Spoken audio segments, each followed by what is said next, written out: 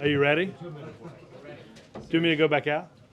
So, well, I wanted to go talk to the president and get his thoughts on the bankers meeting. So I apologize for. I don't want it to be a big showdown, but it irritates everybody here. Okay. If you could just be on time, or You guys give gave us us better a 2 warnings. minute. You guys gave us a 2 minute warning. That's what we all know. Oh, okay. Well, my apologies. I was in talking with the president, so I apologize for the inconvenience. Let me start with a couple of announcements, and I'll give you a rundown of the president's thoughts on the meeting that he just finished. As you all know, the vice president arrived today for a 4-day trip to South and Central America to consult with Latin American leaders gathered in Chile and Costa Rica to discuss the upcoming Summit of the Americas. He's on the trip with Dr. Jill Biden. In Chile, the vice president will attend the Progressive Governance Conference and with several Latin American and European heads of state and hold bilateral meetings with leaders. In Costa Rica, the vice president will hold a bilateral meeting with the president before participating in a multilateral meeting with Central American leaders. He returns to Washington, D.C. late Monday evening. Secondly, let me give you just a quick rundown on the situation in North Dakota and in Minnesota. The White House is actively monitoring the impacts of the flooding in North Dakota and Minnesota. As you know, the president approved a major disaster declaration for the state of North Dakota on March 24th, and last night the president approved an emergency declaration for the state of Minnesota. On the ground, the federal government continues to actively coordinate with state and local governments in both states to address the ongoing flood fight. This effort has been underway since late last week. FEMA, the Army Corps of Engineers, the Coast Guard, the National Guard, and other federal agencies, as well as the American Red Cross, have been and continue to actively work with these officials to ensure their needs are being met. While federal support is being provided up and down the Red River, federal support is being provided up and down the Red River. Nancy Ward, the acting FEMA administrator, is on the ground currently in Fargo and directly talking with federal, state, and local officials to ensure that federal assistance is provided to support the response to the flooding. The president this morning talked with Governor Hoeven, Governor Pawlenty, and Fargo Mayor Dennis Wallaker today to express his concern for the residents of North Dakota and Minnesota and to ensure that the states are getting the federal assistance they need to supplement any state and local efforts. Secretary Napolitano has been in contact with state and local officials to express her support, and she also briefed the president this morning on the latest developments. This is important. We cannot reinforce enough the importance for residents in both states to remain vigilant in monitoring the reports of flood crests and to follow the instructions from their state and local leaders in the event that evacuations in their local areas become necessary. And again, the president continues to be impressed with ongoing efforts of thousands of volunteers as they continue to work to protect their communities. And then lastly, let me just give you a quick rundown of the president's thoughts about the meeting that just concluded with the bankers. The president believed they had a good, productive, and frank conversation. The president opened up by talking about the importance of dealing with toxic assets and getting banks lending again. There was a discussion about the president's and the administration's plan to deal with housing that many of the bankers discussed positively. There was next a discussion about regulatory reform, and it's fair to say that they agreed on the need to update the framework of regulation, and that being important. Also discussed were issues of compensation and the importance of recognizing what the American public is going through in this economic crisis. The president emphasized that Wall Street needs Main Street and that Main Street needs Wall Street, that everybody has to pitch in, that we're all in this together. Overall, the president was very pleased about the meeting, continued to stress the need for open lines of communication, and also to stress that there was no agenda, he had no agenda beyond working to get a solution, the right solution for our financial system, and to get it stabilized and working again for the American people. And with that, Mr. Babbitt. Thank you, Robert. This morning when the President talked about Afghanistan and Pakistan, the only cost he talked about was the Kerry Lugar bill, which it just deals with Pakistan civilian projects.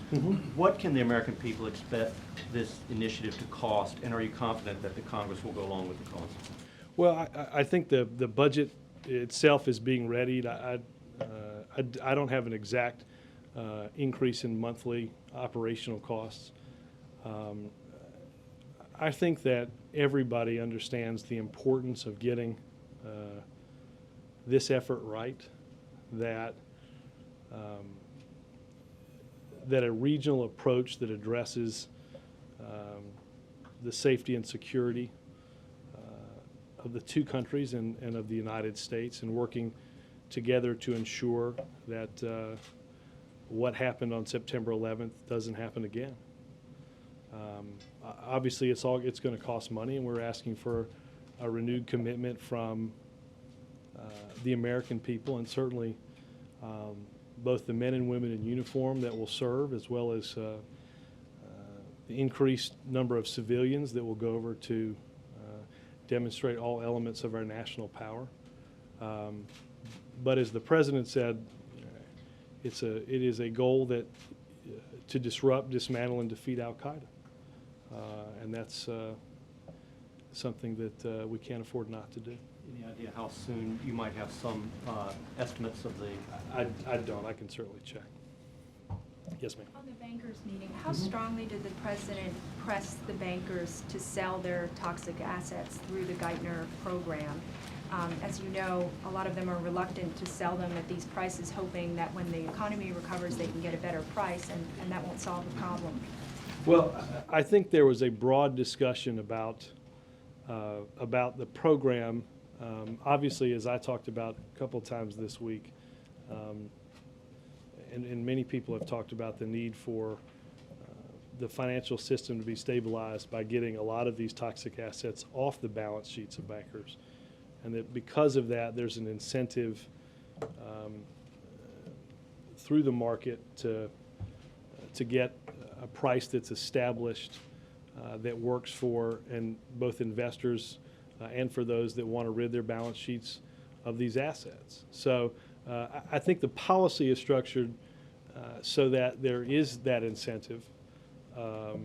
And obviously the President believes that, and I think the bankers said after the meeting that what they've heard is a positive first step. But the incentives for the taxpayers are different than the incentives for the bankers. They want the highest possible price. And the taxpayers Well, again, I think, obviously there's, and one of the reasons that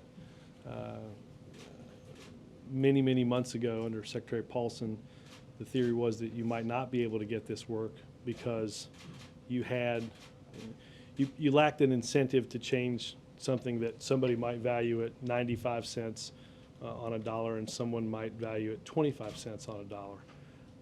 Obviously, we believe that because of the way the plan is structured, there is an incentive that protects the taxpayers, but also gives an incentives for banks to want to move those assets off their balance sheets by not totally giving up on them. And what did they say about his message on compensation? Were they receptive to that? Well, yeah, I think, and I think as you heard the bankers say, they understand that. I think. They said you didn't talk about it. Yeah, they said it hadn't come up. No, I did not hear that. It was discussed. Yeah, Come up. it was discussed. No, Jen was, but I also talked to the President about it.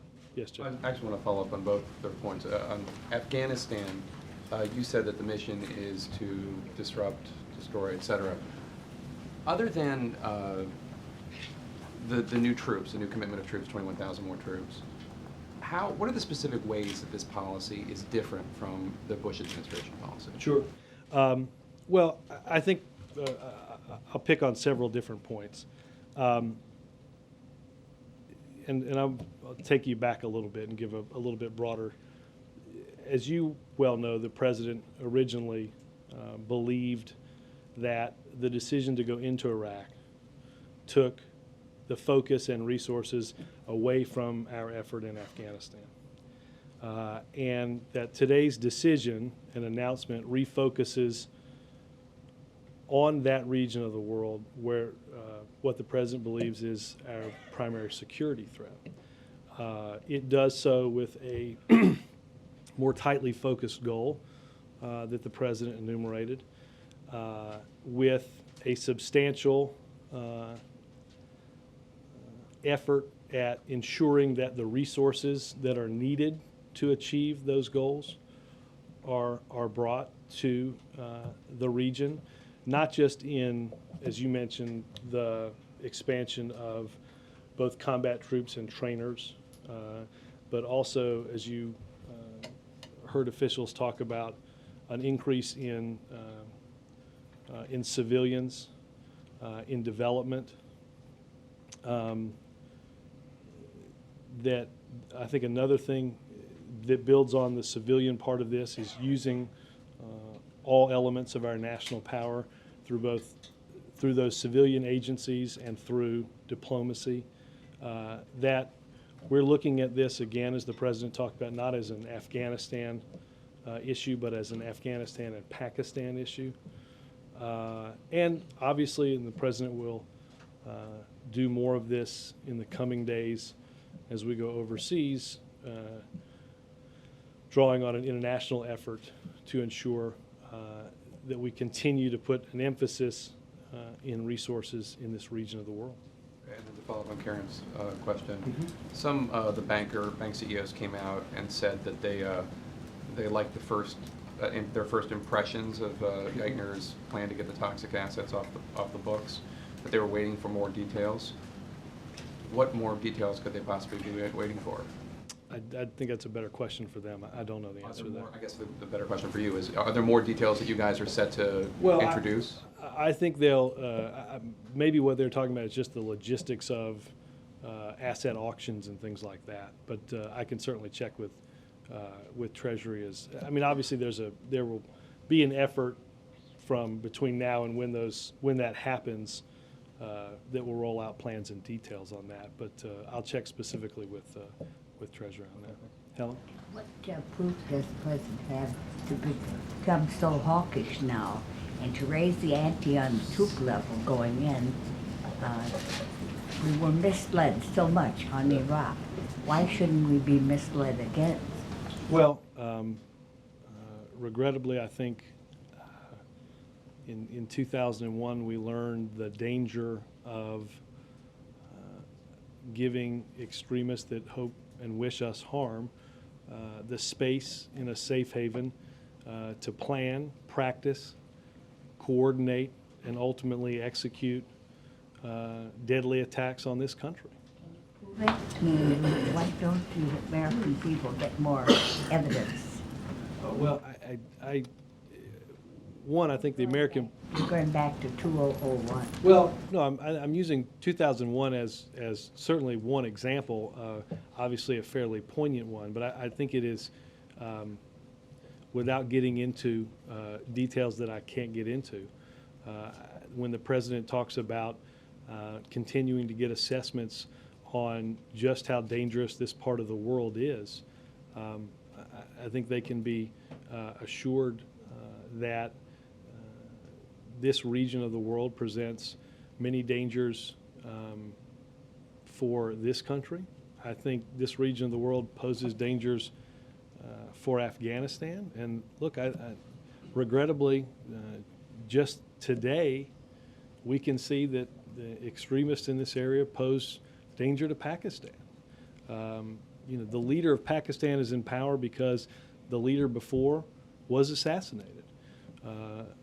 I forget the exact number of people that were killed today in a bomb blast. I think there's very credible evidence that the threat exists and that the president will do all in his power to protect the American people. Are they wrong to not want us there? Is who wrong? Are the Afghans? Well, again, we're there to ensure that Al-Qaeda and its affiliates don't create a safe haven and don't topple the Afghan government and ultimately use that space to plan and execute those attacks. The President obviously has spoken with leaders of both Afghanistan and Pakistan, and they understand why we're there. Dan? The President really had the focus in terms of the threat on Pakistan, and we see the build-up, the troop build-up for Afghanistan. But what is the U.S. planning to do to go after this threat? If the terrorists are hiding out and currently planning to strike us, what is being done to cut that off? In Pakistan? Well, I'm not going to get into operational details. Is there something being done Is there something being done? to go after that threat in Pakistan? Because there's occasionally I $1.5 get- billion a year in humanitarian, but nothing, we haven't heard anything at all about some Well, active engagement to go after that threat if we know the threat is there. I think it would be wise for us not to lay out in front of the world the plan, that plan of attack. I'm not looking for the plans. Is there something that is ongoing to go after that threat? Because he stated the threat is there. They're planning to attack us. I think you can be very assured that that we're taking the steps necessary to address the threat and to protect the American people. In terms of the timeline, no timeline to extract troops out of Afghanistan. The President, I believe in the past, has talked about wanting to have a timeline. Why no timeline? Why not sort of set some sort of mark and say we need to be out by this Well, time? I think the President did state quite clearly that the policy would be reviewed and evaluated as we go. Obviously, if you add in the increase in the number of troops that were added before the President took office, in addition to the 17,000 that the President ordered previously and the 4,000 trainers today, you're looking at an expansion of roughly 30,000 American troops. So we have important elections upcoming in Afghanistan in a deteriorating security situation, and I think, first of all, I think the President wants to evaluate what, and the security team want to evaluate what that increase means for the situation in the region.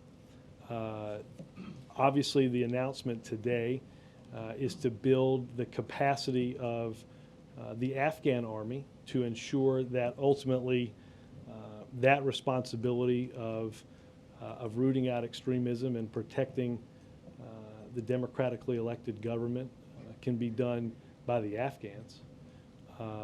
And also, the President will look to evaluate the policy as we move forward, as we increase our diplomacy, as we increase the number of civilians that are there to do what the President talked about in terms of the delivery of services without corruption and for developmental aid. So I think that the President has set forward, and I think you guys heard last night about a flexible strategy that allows the team to evaluate whether the goals are being met and whether the benchmarks are being met so that we can determine the progress toward making that region of the world safe and stable. Chuck? Quick bank clarification. Did the issue of timing of returning the TARP money come up at the meeting with the? I believe it did. The President and I did not specifically talk about that. So you don't know whether, what was said, you just know the subject was talked about? I know You the don't- subject came up. I can check with him and see what. Okay, two non-related questions to everything that's been going on here today.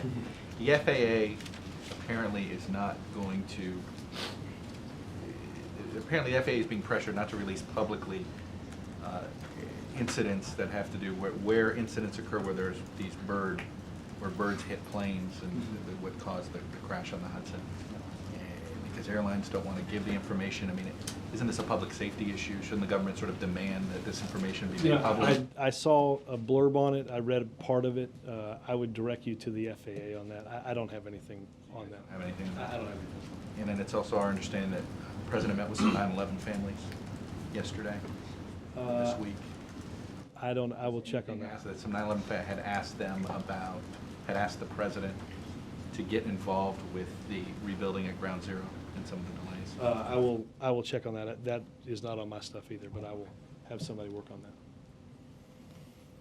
Yes, sir. Following up on Dan's question about the timetable, Robert, would it be accurate to call the military presence there open-ended?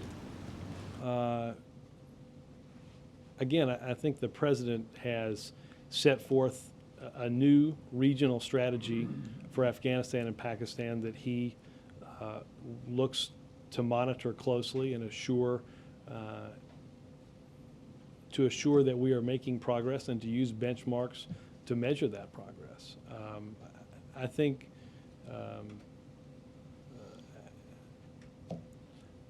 any conflict. I don't think any conflict is open-ended. I don't think the president would see it that way. I think the president believes we're setting forth the best strategy that we need to achieve more tightly focused goals of disrupting and destroying al-Qaeda, of doing it with the resources that are needed to get that done in a regional way, using all elements of our national power.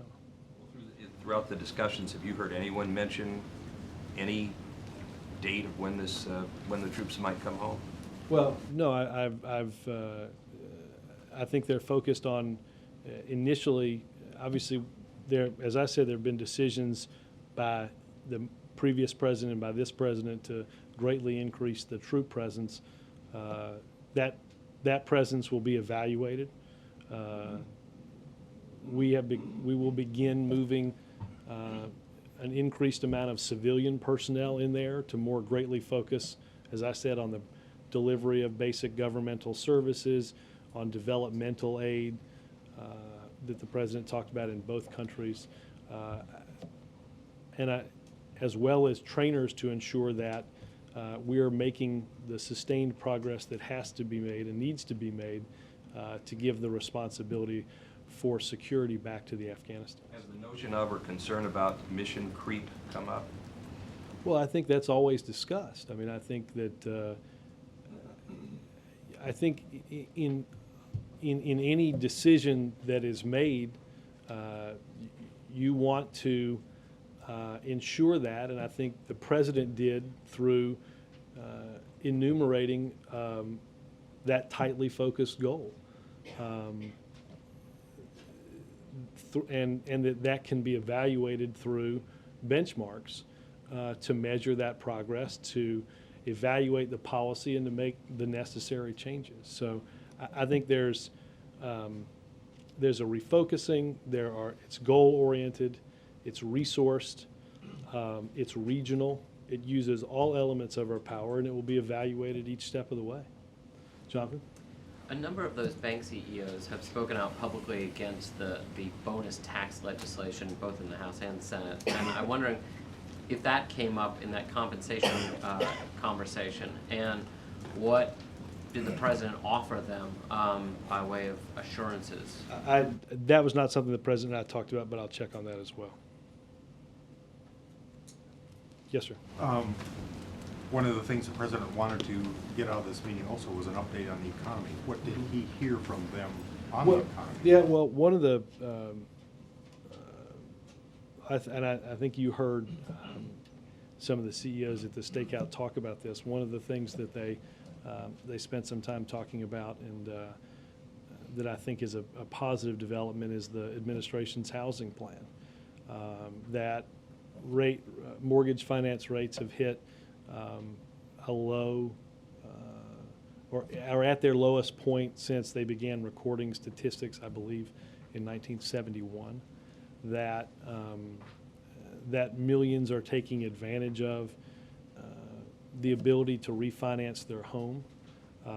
That banks are adding people to their employment roles in order to process those refinancing. So, I mean, I think largely the review that the president got is not a ton different than what he's given you and what I've given you. That we're still facing a lot of tough challenges. These are unprecedented times. There are there are figures here and there that demonstrate good news, spending figures today, the discussion of the housing plan. But obviously, I think all the people in that room recognize that we have quite a long ways to go. Did they make or suggest, to follow up, did they make or suggest anything else that the administration could do to accelerate a recovery? I will check on that. Yes, sir. Robert, could you go over the numbers, the goals on training Afghan military and police, where they are now and where you're headed? I don't have those numbers in front of me, but I will get those to you. I think some were in the president's speech, and I think some have been in briefings that we've given either They were, today. but there's some confusion at some other agencies about the exact numbers, so I was just trying We will get that. Yeah.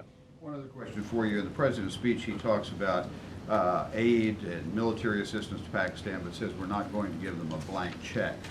And then goes on to say that when there is, that we expect them to take action against extremists within their borders, and when there is intelligence on high-level extremists, we expect action to be taken. He makes it sound as if there is a condition for aid, and that if action is not taken, that aid might be withdrawn. I think what the president's larger message is, as we refocus our policy, as we draw it into that regional aspect, that we have to think about how we're doing this differently. That we have to work with both the Afghans and the Pakistanis at achieving those goals and those benchmarks, and also to understand, as I said earlier, that the extremists in those countries don't just pose a threat to our country, they do, but they also pose a threat to both Afghanistan and to the Pakistani people. Again, the current government is there because of the killing of the past leader, and the country remains, as evidence today, still struggles for peace and security.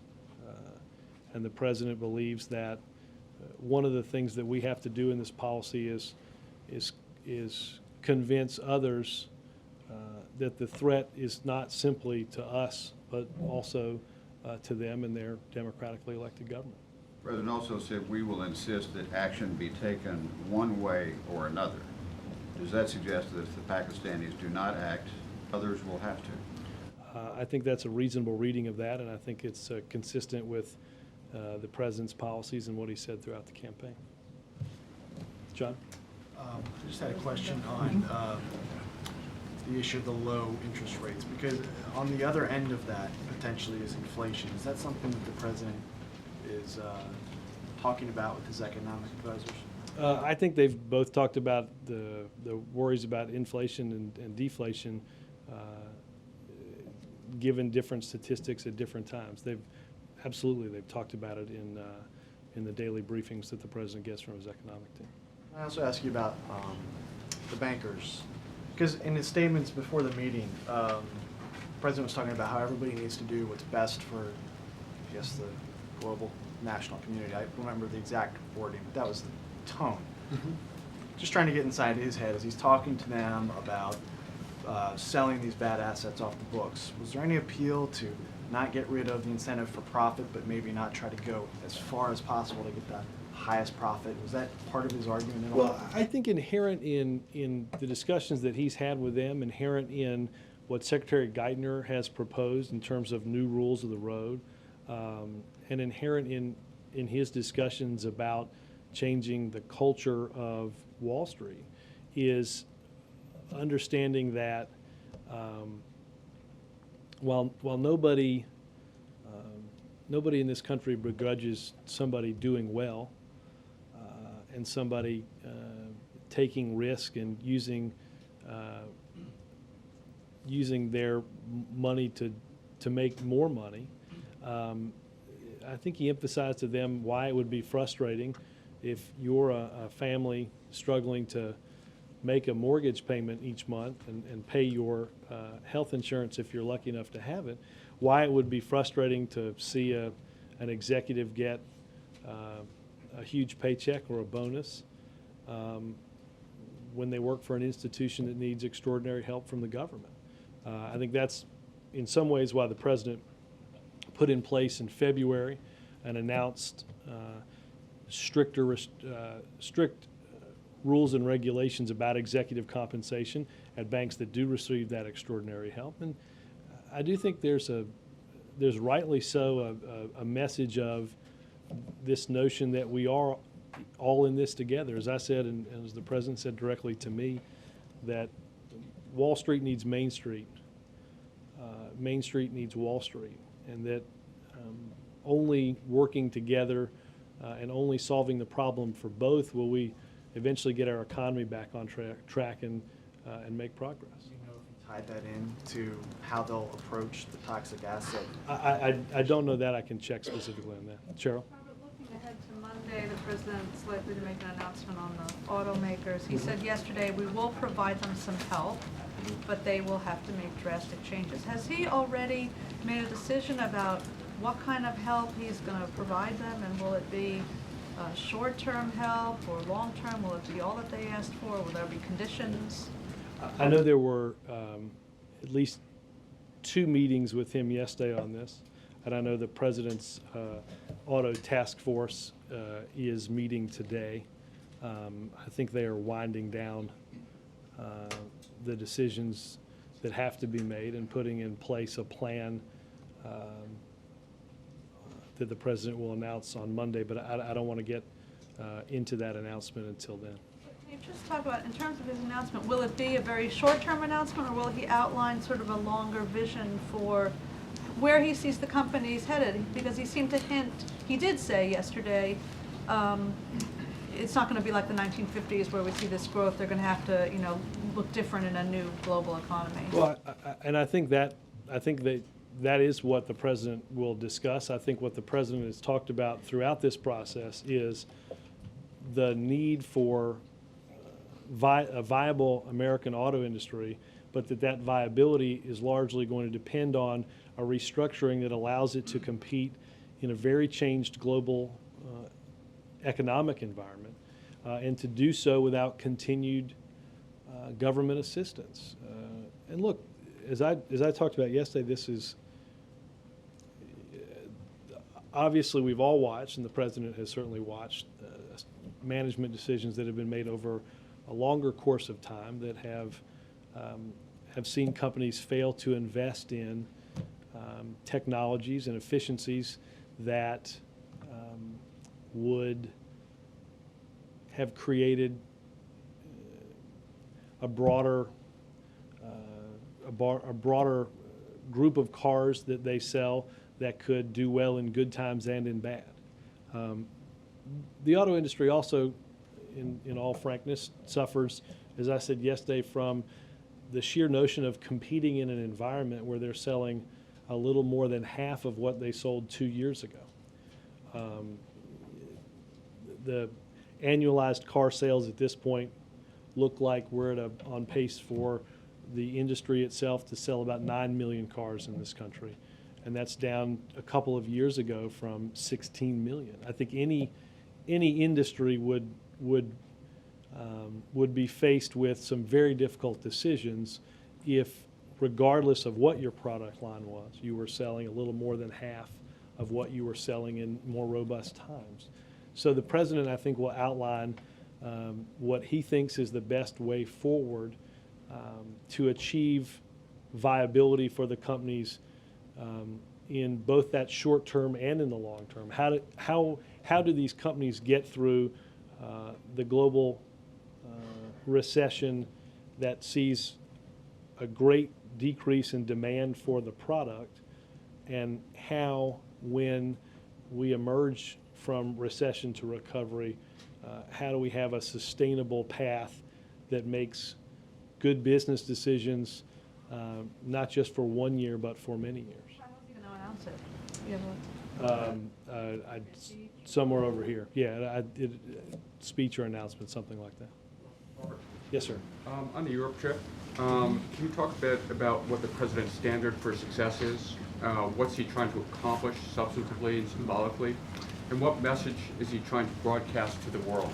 Well, I think the message, let me take the second part first. The message that he brings is that Europe and the G20 have in America a partner willing to work for success in moving the economy forward, in getting the economy back on its feet and recovered, as well as instituting stricter regulation to ensure that we don't face these problems again. And obviously, the latter part of the trip, he'll talk about the shared responsibilities for security that we all have in dealing with the region of the world that he talked about today.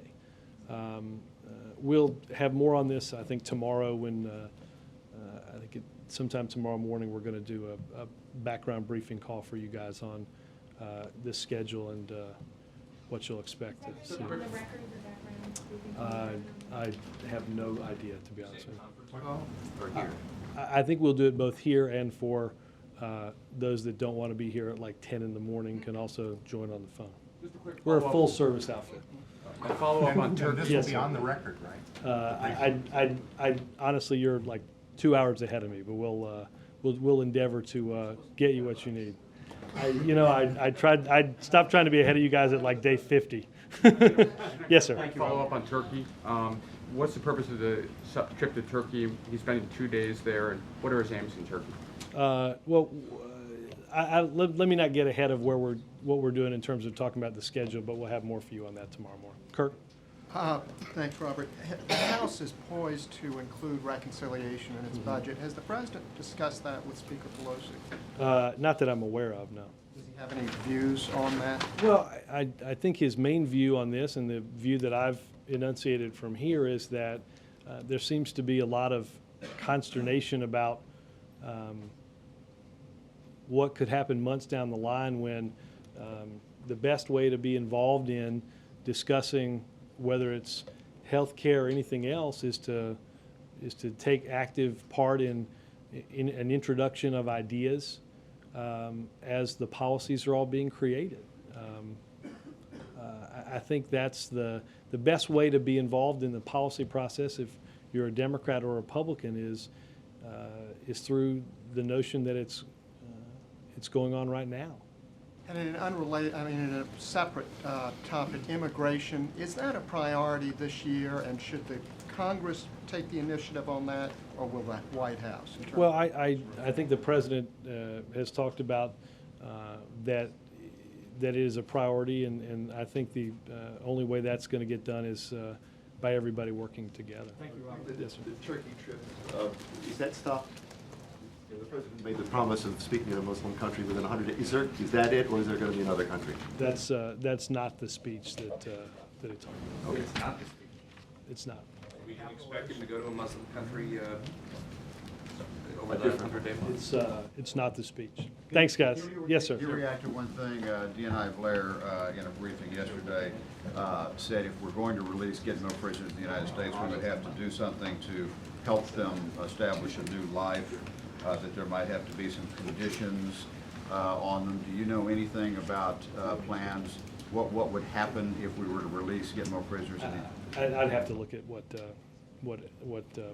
Blair said about that. I don't have You anything. want to give this to like the 4-day ahead, since we know where he goes? Well, the President will be here for an announcement Monday, I believe AM.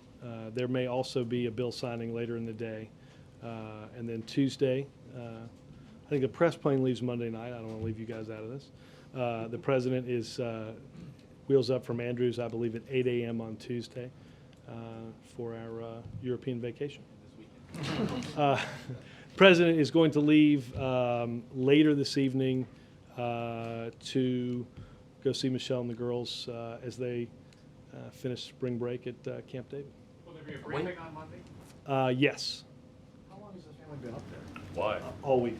Do you anticipate him coming back Sunday morning, Sunday evening? I think they're coming back Sunday afternoon, but I'm pretty sure there are meetings, that he has meetings here in the afternoon on Sunday. And you'll brief on Monday? Yes. You had it.